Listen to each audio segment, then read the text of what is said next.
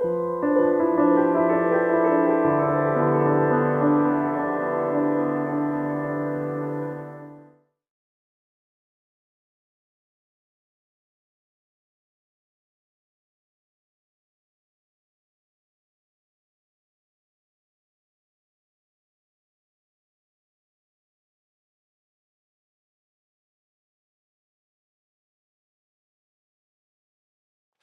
am Ismael Andy Dieppa, retired professor and Dean, School of Social Work, San Jose State. I was inducted into the California Hall of Distinction last year. It is a great honor and pleasure to interview Professor Emeritus Manuel Fimbres for the California Social Work Archives at the University of Southern California. My colleague and friend, Manuel Fimbres, was inducted into the California Hall of Distinction in 2009. This interview to obtain an oral history of Professor Fimbres' distinguished social work career is taking place in Burbank, California, October 25, 2014. Manuel Fimbres, activist, professor, widely recognized Latino social work leader, a leader in the early Chicano social work movement, and one of the founders of the School of Social Work, called the first Chicano School of Social Work in the United States at San Jose State University. What a pleasure it is, Manuel, to interview you. Manuel, tell us how and when did you become a social worker, and what might have been the social, economic, and political climate that you encountered when you initiated your wonderful career? Well, Andy, first of all, I want to thank you for that kind and most generous and glowing introduction. I feel humbled by it. Thank you. I got into social work by accident, really, by accident. As you know, I was in the Franciscan order. I was studying theology in Santa Barbara, and I had postponed my ordination a couple of times, and finally decided this life is not for me. And with the help of my spiritual director, I came to the conclusion that I wanted to work with people, that I had a gift of working with people. And my spiritual director recommended social work. And I read every book in the library at the old mission Santa Barbara that had to do with social work, and they gave me a budget of $200 to get more books on. I even read the Social Security Act from beginning to end. Can you believe that? Anyway, then I took the merit exam of the state of California and got a rather high mark as a result. Then I got job offers from various counties in California. And so I went for interviews. The interviews usually went very well, and I was offered the job. But when it came to the question of pay, I was still in solemn vows. I could not work for a salary. I could work for a stipend for expenses, but not for a salary, because I had petitioned Rome to dispense me from my solemn vow, and that had not arrived.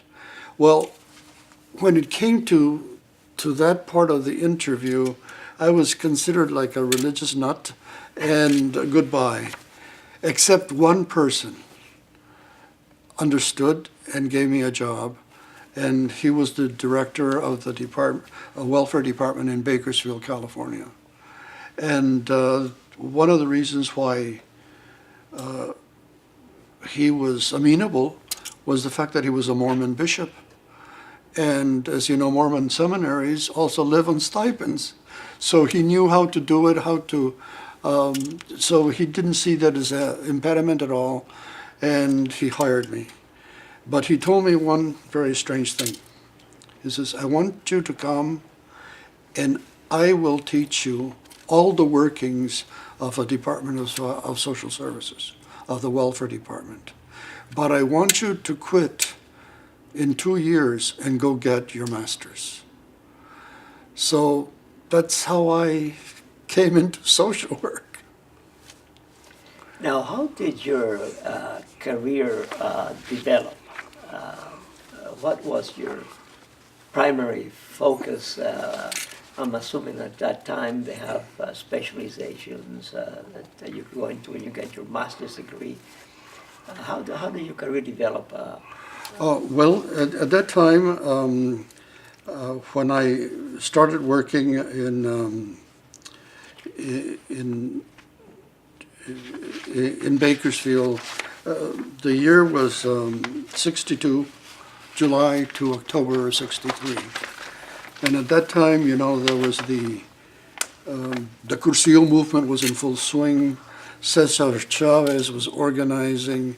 He was very much involved with the Mexican community, La Comisión Honorífica Mexicana in Bakersfield, and I was part of that. We were responsible for putting on the Fiestas Patrias, and we had an ear of the Mexican consulate. And I remember Cesar was really hurting for money and for supplies. And I used to supply him with reams and reams of paper so that he could print his little newsletter and send it out. I am eternally grateful to this director of the Department of Social Services in Bakersfield because he said, go and get your master's. And one person who really helped me was were a couple of Chicano social workers, and they recommended that I go and to community organization, but to first get a base in casework. So that was their recommendation. And so I worked there at the Department of Social Services, not quite 2 years. Then I applied to several schools of social work, and the first one that responded was St. Louis University. So I went to St. Louis University. For being the first Catholic university west of the Mississippi River, I was not impressed with it. I lived in a building that all the called Grease-a-Deck Hall. Grease-a-Deck Hall, you probably recognize the name. There were the owners of Anheuser-Busch, the beer company, and they're great supporters of the school. And but I, at that time, you know, the civil rights movement was in full swing. A group of militant students from the university were picketing the banks in St. Louis because of their redlining history.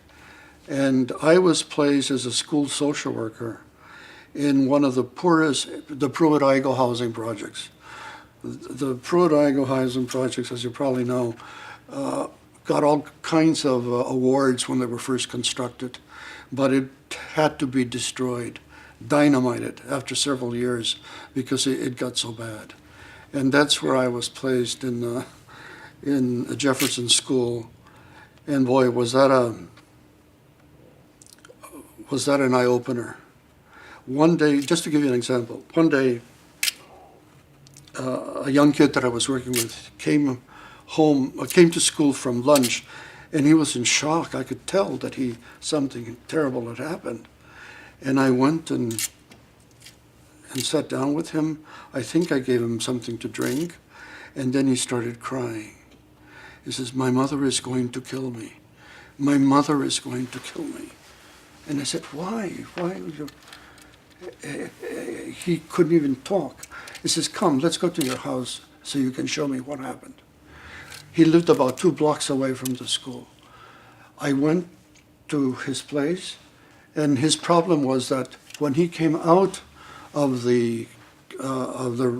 his home, he slammed the door. And by slamming the door, one entire wall fell. Can you imagine? That house was probably 200 years old, made out of brick, and it was not fit for human habitation. And he was blaming himself. So I told him, hey, you're a hero. You know, I'm glad that this happened when you were here, and that nobody else was here. Don't worry about your mom. We'll explain to her. And then I worked with Red Cross to get them temporary housing. But that was an example. And then the other funny thing that happened to me, I've never seen poverty like that. I grew up in Santa Barbara. I came from a rather landowning family in Arizona. And I've never seen poverty like that, even though I had traveled throughout Latin America. One day, I didn't feel like going to my field work. I went in, I checked in, and then I told them, I'm going to be out for the day. And I don't know what prompted me, but I went to an all-day movie in one of those cheap theaters, and just contemplated what was happening to me. And then, of course, what happened was that I felt obligated to confess to my field supervisor, after 3,000 years of 5,000 years of Jewish guilt and 2,000 years of Catholic guilt. That's 8,000 years of guilt. So I told my supervisor that, and he started laughing. And he says, I'm glad that happened. You have discovered your limits. You've discovered your limits and you took care of yourself. This is a great thing to happen. So in a sense, to answer your question, how did I develop? It's really through being open and responding to each of the events. Then the other thing that made a major influence in my life was that I decided to go into community organizing. Boston College is where I wanted to go to do community organizing and social planning. St. Louis didn't offer it at the time. So I went and talked to the dean of St. Louis, who was a personal friend of mine and of my family. He picked up the phone, called Dean Driscoll in Boston College, and I was accepted right then and there. I was given a stipend and a place to live. And I said, yeah, these damn Jesuits, they know how to do business. And later on, when I got to Boston College, I had to fill up all kinds of applications and papers. But that was how I got my degree. Manuel, you and I were at the same time. At the same time in Boston. You were BC, Boston College. I was at Boston University. Norfolk Settlement House. Right. As I said in my introduction, you have had a distinguished career in social work. Could you tell us a little bit about positions, the different positions you have held throughout that history of your career as a social worker? Well, that was not, I haven't had that many.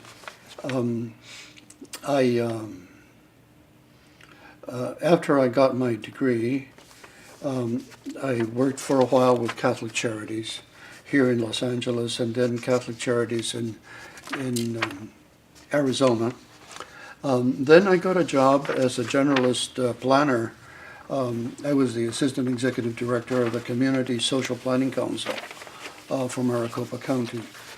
And it is there that I really got to meet a lot of people who became rather influential. Barry Goldwater was on the board. Sandra Day O'Connor was on the board, and I got to work with her for a while.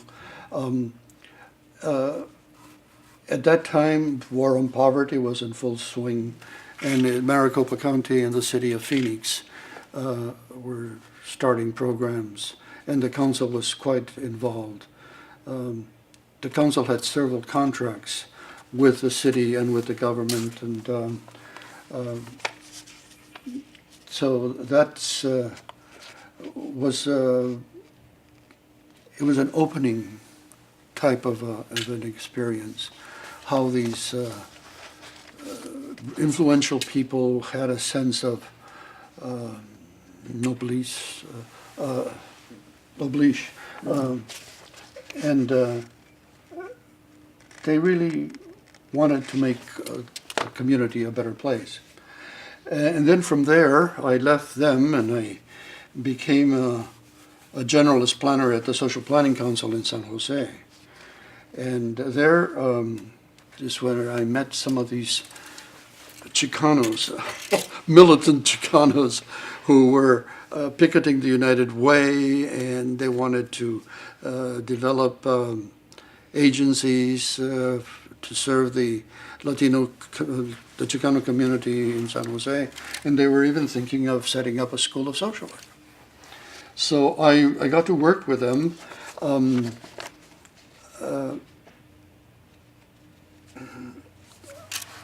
They put me through hell, as I look back. They asked me, well, are you really a Chicano? Have you ever worked in the fields? I says, of course I worked in my field, in the fields. My father had a ranch, my grandfather had a ranch, my great uncle had a ranch, and of course I worked in the fields. And they said, well, that's not the same. That's not the same. And then, of course, the other thing is, I could not understand some of their thinking. Anybody who was white was the enemy. And I said, no, no, no. My sister is married to a gringo, and they have 2 children. The children turn out white.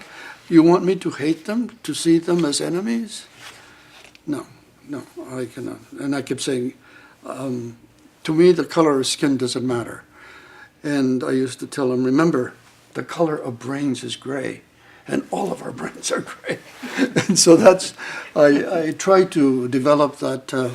Anyway, it was a very interesting experience working with that community.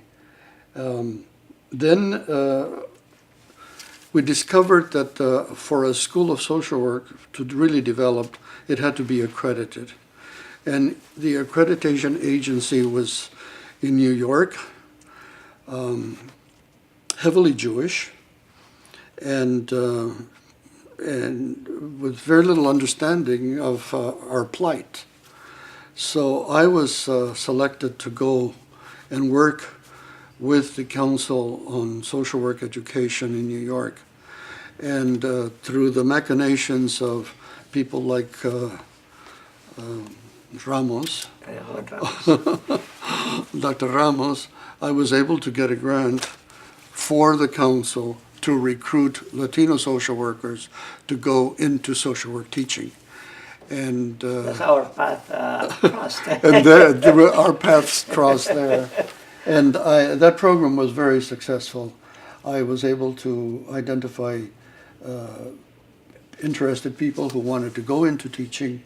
And then we talked about the mentorship program that was set up. I wanted these students who were already professional social workers to be in a mentorship relationship with leaders in the social work field. You had Dick Lodge, who was then the director of the Council on Social Work Education.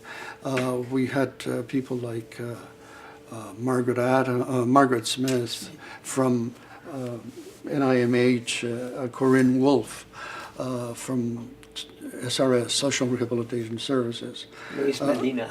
And Luis Medina, yeah, all. So it was a very fruitful time for me at the Council on Social Work Education. I got an experience of writing a lot of proposals, and I was lucky to get them funded. Then from there, I came back to Santa Clara County at the Planning Council, and then from there, I was hired to be the first associate dean at the School of Social Work. You were one of the founders of the School of Social Work at San Jose State. Yes, yes. And Can you tell us a little bit about that? well, it was a challenge, to say the least. There was a first group that went in, and the president told them, you know, you have 3 years to develop the program. And I was coming in often from New York, asking them, well, what materials have you developed? Can I see the curriculum? And nothing was being put down in writing, very few skimpy pages. And then they were heavy into community organizing at the time. They started picketing the president of the university and other agencies as well. That didn't sit well with the president at the time. And he called a group of Latino social workers to meet at the offices of Father Larry Largente at the parish. So that's where we met. And the president said, listen, I'm going to get rid of the people who were there. I'm still committed for a School of Social Work. Can you guys do it? Can you take over? So Armin, Jose Villa, myself, and others, of course, decided we would do it. And so then Armin got hired, and he became the dean. Then I got hired, I became the associate dean.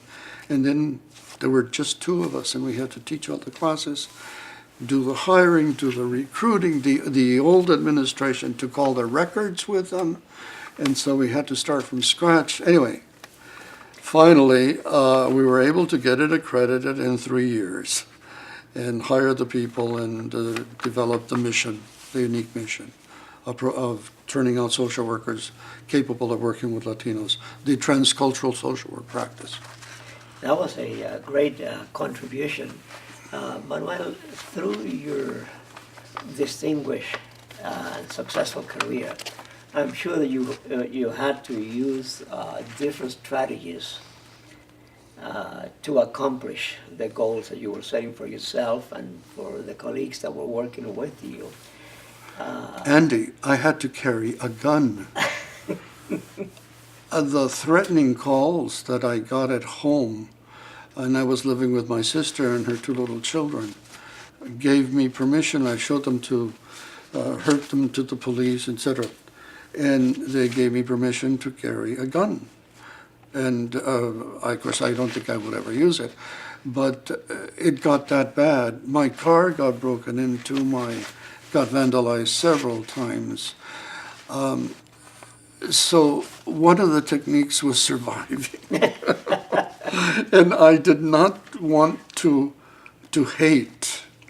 And I really struggled, to not to hate and to accept accept people where they are at the moment and hope for the future that they'll move away from that. And I think that happened. You left quite a legacy, and I'm wondering, that was very effective community organizing and strategizing. And I'm thinking of you are advising students today how to take advantage of what worked for you, what was very successfully accomplished in all your interventions. If you could summarize that, what would you say were the critical elements of that? Well, I guess I would say, know where your jollies are. Know where you get your jollies. Know where you find a sense of satisfaction. My sense of satisfaction was in teaching. I wanted to be a good teacher, be a current instructor, be up to date, be respectful of the students, always look at their strengths. Whenever I graded papers, I would always point out the positives, and then, of course, also indicate some of the weaknesses and what could be done. Thank God I was exposed in my undergraduate to some and also in high school, to some excellent teachers. And I think I learned their techniques. As you know, they were all Franciscans, German Franciscans, but also, and Occam's razor was always used, Ensia non multiplicanda sunt sine necessitate. Do not create a being without necessity. And the other one that was very important was nihil in intellectus in oprius in sensu. Nothing gets into the intellect if it was not first in the senses. So in teaching, I always try to use as many senses as possible. Hearing, seeing, and then I want them to draw, or write, move, so there was movement. And so I used these techniques that I was exposed to. I think treating the students as, for example, when I sat thesis committees, working to the respect, for them to respect their own research. I used to tell them, who else, for example, is doing research in the housing needs of Chicanos in Santa Clara County? You're an expert, a beginning expert, but nevertheless, respect your own work. And I think over the years that has, and then I used to say, no more than 4 mistakes per page. If I find 4 mistakes, I will no longer read it, I'll give it back to you. Now, of course, with spell check. So I always set high standards and expect them to live up to them. And I help them. Tell me, Manuel, what do you believe were the most satisfying experiences you had, and what was the most difficult experience that you encountered through that challenging experience? The most satisfying experience, well, I would say teaching definitely was one of the most satisfying experience I've had, because I learned. The students taught me. I felt that I was being brought up to date in whatever topic they chose to do their thesis on.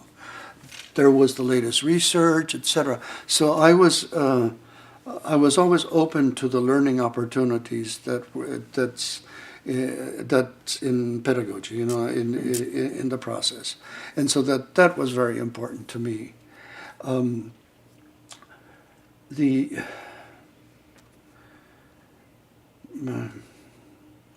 the 28 years of teaching, I was never bored. I really was never bored. It went very fast. Students are very challenging now. Oh, I really enjoyed it, and when I was out of grace with administration, I was sent to Santa Cruz or to go teach at night in the outskirts where they wouldn't even reimburse me for gas. But anyway, I would still do it. Teaching was definitely. And then the other thing is, I made a decision many years ago. As you know, in my work as a planner, I worked with people and we had a lot of meetings, all kinds of meetings. And I finally decided, for my own mental health, that I will not work with a group of people that only meet to talk. I was only going to work with groups of people that were going to leave something behind.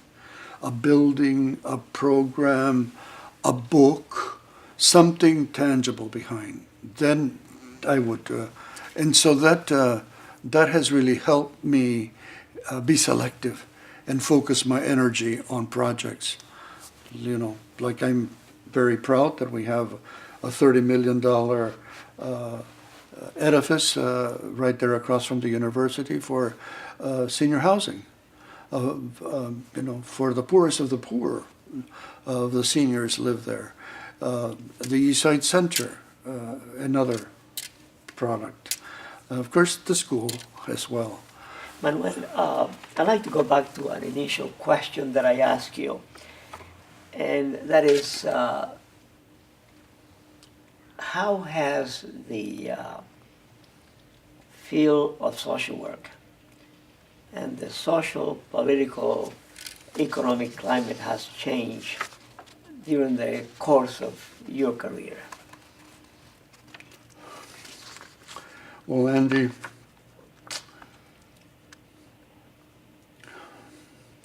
I think more social workers should go into politics.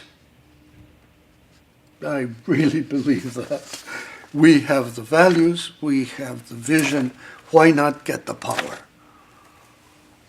And I really think that, I wish that every 2 years, NASW would say, we are going to give money to social workers who are political candidates.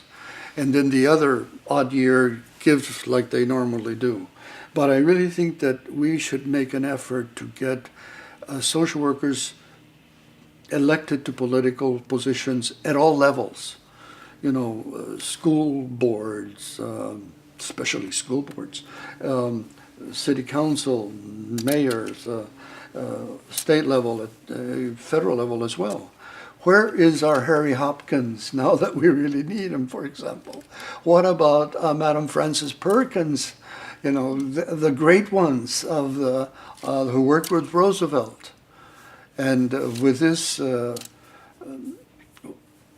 gap of inequality in terms of money that's happening in America, and the whole transformation of business the way it is going, we need social workers, I think, in power. I agree with you. If you had to do it over again, is there anything you would do differently for what you have done?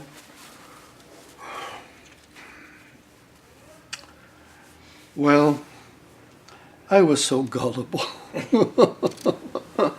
I originally started out wanting to be a doctor, because we have several doctors in the family. And then one day I went to a retreat, and this wonderful German priest preached, and he asked me, what do you want to be? And I says, I would like to be a doctor.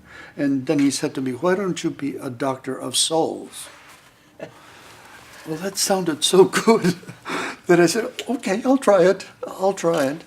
And of course, my mother is Jewish, and she could care less. My father, what shall I say, typically Mexican, Masonic, Mason. I don't know if you know the history of Mexico and the church. The church has enormous power, and the only way that the only organization in Mexico that could counteract the power of the church were the Masons, and so that's and I'm a product of those two, So I've been very gullible, but at the same time, I think I was open. I was open to try new ideas, and then I found myself. I really like working with people, and I want to make a difference and leave something behind that's concrete. And that, in essence, is a summary of my life. I really think that there's only one sin, and that sin is not being open to the grace of God. In other words, refusing to grow. And when AIDS came along, for example, who else was going to respond? At the time, I was heading up with NASW the Gay and Lesbian Task Force. So with the help of the committee, we left aside gay and lesbian issues, and we focused on the whole issue of AIDS. And I think we did a damn good job. again, fighting with the Council on Social Work Education to put at least one elective in the social work curriculum dealing with this new pandemic. So that, in essence, is the history of my trajectory, being open, growing, and responding. What Tomas Atencio would say, the upward spiral of respondability. I remember that you brought to San Jose State and to California one national conference on AIDS. I remember that we held the conference here one time. Yes, at the time I was doing my sabbatical in Washington, I received this crazy phone call from Boston College, and he said, "We've got a professor from Tulane University, Gary Lloyd, and then we got this professor from Boston College. Would you join us so we can develop this program on AIDS, the social work response to HIV?" We've been at it for 25 years, 26 this year. Years. Every year we have this this conference throughout the nation, and it's international even. We attract visitors from other countries. Yeah. Manuel, you and I talked about the fact that there's a need to write some history about the evolution of Hispanics, Latinos, Chicanos, whatever nomenclature you like to use, in social work and social welfare. Would you like to make a comment on that? What you have seen that bring us to this date in 2014? Well, sometimes I get discouraged that Latino students in significant numbers are not coming into the social work profession. But on the other hand, they're going to other professions, and that pay better, and maybe they will be elected to public office. But at the same time, I think we should write our history. It should not be lost. We have a unique vision, and transcultural social work practice is now acceptable. That's and a social worker, especially in our multi-racial, multi-ethnic, multicultural society, we should be able to. We're right in it. We could also write questions about, explore what holds this country together. For example, my nieces and nephews are shocked that I do not salute the flag. And I keep asking them, what is a flag? To me, it's a colored piece of rag. Oh, that's very shocking to them, And what are the words that you mumble? One nation under God with liberty and justice for all. Really? If you have the money, you will get justice, but not if you're poor. But I would much rather take an oath to the Constitution, because that's where the values of this country are enshrined. This reminds me of a Thanksgiving that we had. One year was at my house, and I had to say the prayer. So I thanked, we wanted to remember all those who worked to bring the food, the farm workers, the truckers, etc. And when the prayer was over, one of my nephews said, "Uncle Manuel, when I grow up, I want to be a communist just like you." And the father and the mother of that little kid almost buried themselves under the table. And he said, "Well, they think I'm a communist." Well, anyway, I guess I pushed limits. And after this interview is over, I will tell you where that came from. The Spanish side of the family, who also pushed limits. They were Republicans. they were, anti-Franco. Manuel, do you have any closing remarks that you would like to state? I'm so glad you're here. I'm so glad we're doing this, because in a way, this is it's a summary, it's a closure at the same time, and it's a recognition that, damn it, we didn't waste our lives. Very well stated.